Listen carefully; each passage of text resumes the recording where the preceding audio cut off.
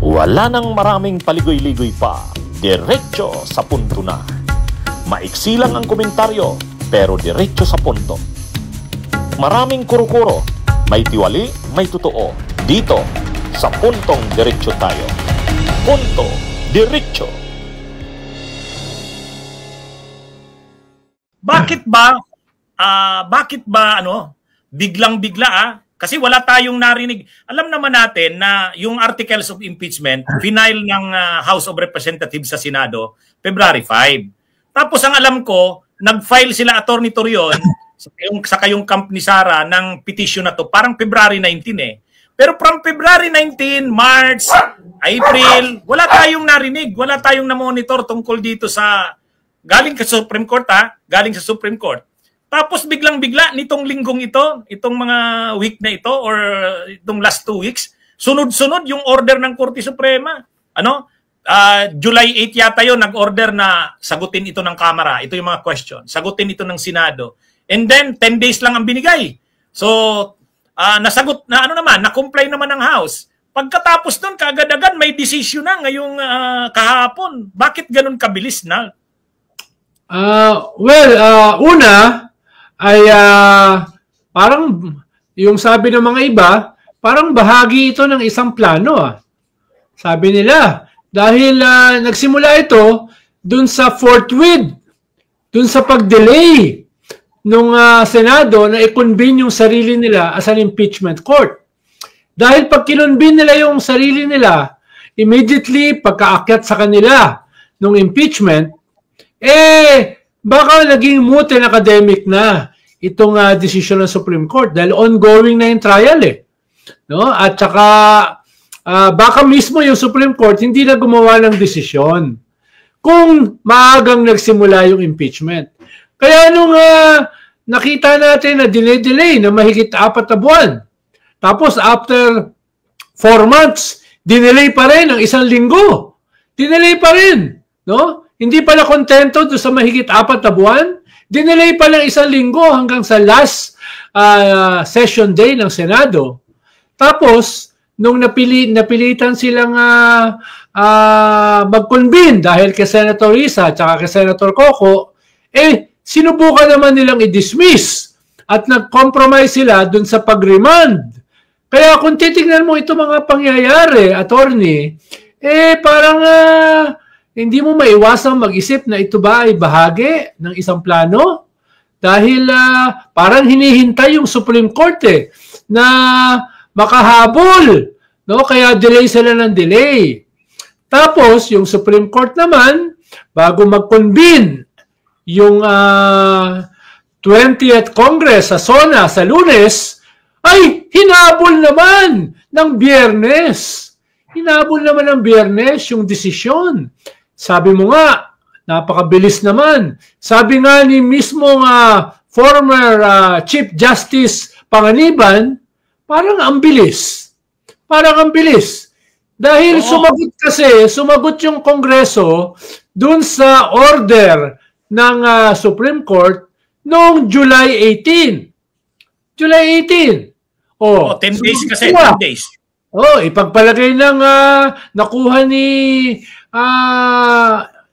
ni Ponente Marvic Leonen nung 19 yung sagot ng Congress.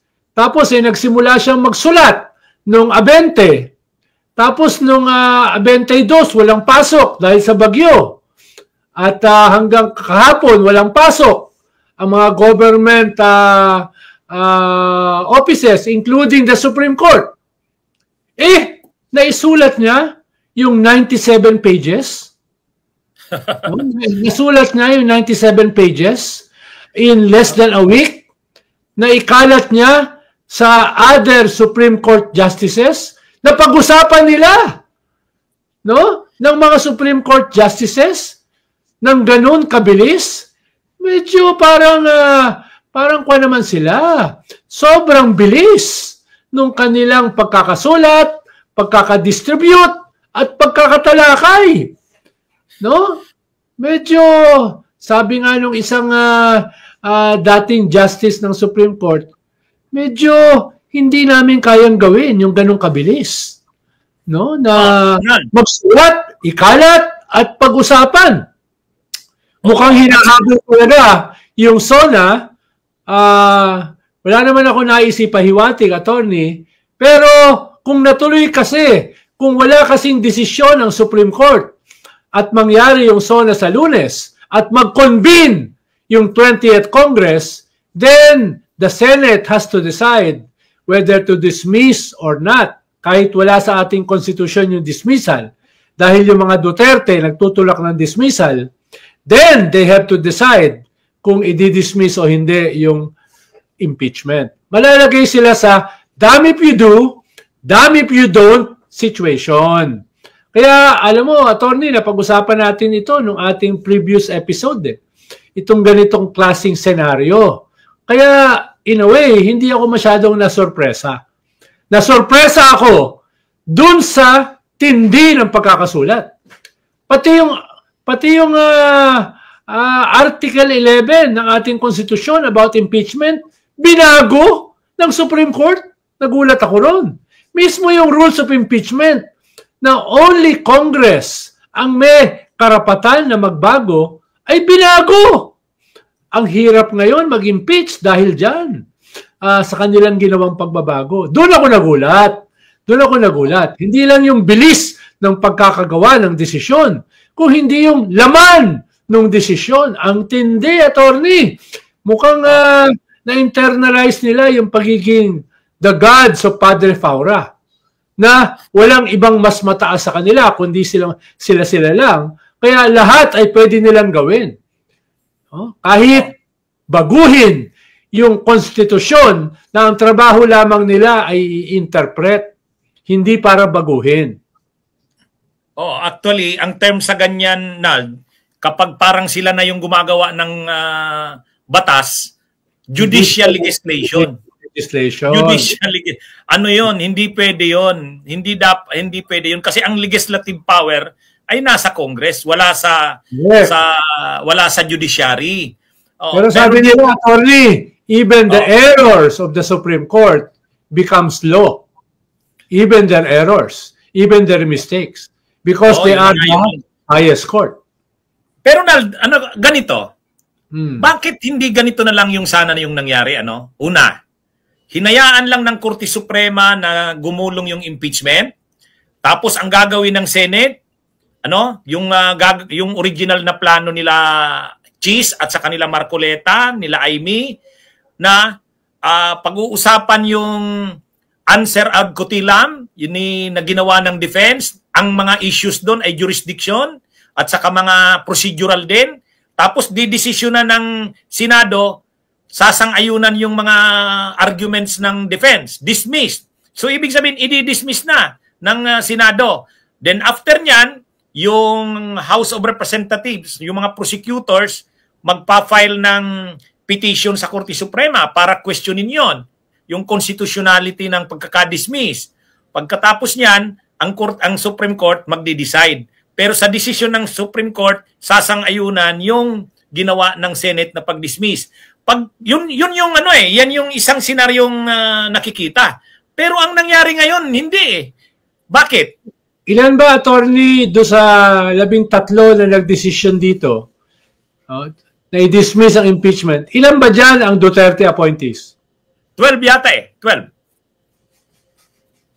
12. Kasi sa 15, ang doon, tatlo lang doon ang hindi. Nasagot mo na yung tanong mo. Yan yung yan nga yung sinasabi ni ni dating Senador Sonny Trillanes.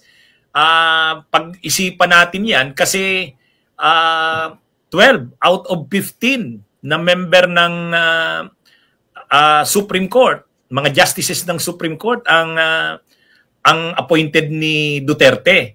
Ang tatlo lang diyan ang hindi si Marvic Leonin saka si Kagiwat na mga appointees ni Pinoy at si Raul Villanueva yung bago na appointee ni PBBM.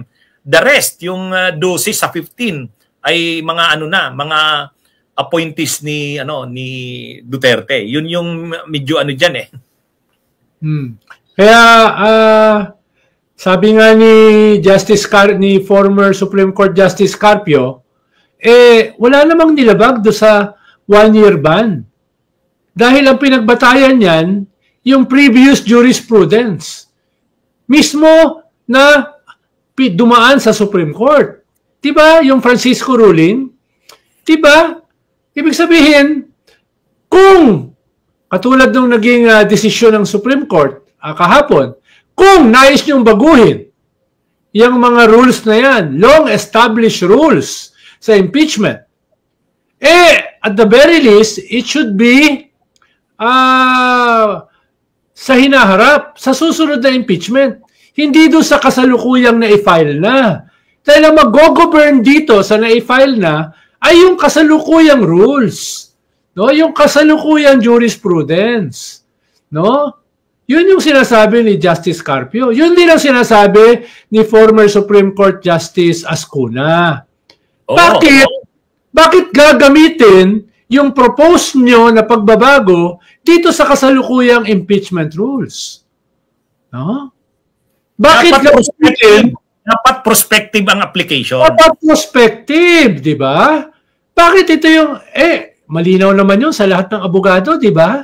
Kung magkakaroon ng pagbabago sa batas, no? Ay, dapat sa susunod, hindi retroactive. Bakit dito parang retroactive?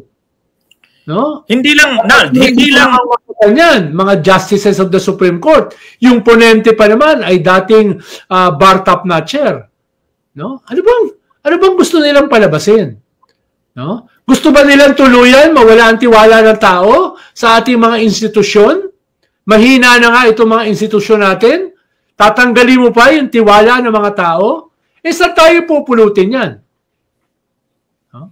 Pero paano mo sasagutin na 30 naman yung unanimous. So ibig sabihin yan, talagang nagkakaisa yung Korte Suprema. So matibay talaga yung... Again, attorney, ilan ba yung appointed ni Duterte sa Supreme Court? Diba? Bunyog, halikan na kasama ka. Bunyog, kapag buklod ay may pag-asa. Luzon, Visayas, Mindanao, isa ang pananaw. Sa bagong Pilipinas ang bunyog isisigaw. Bunyog,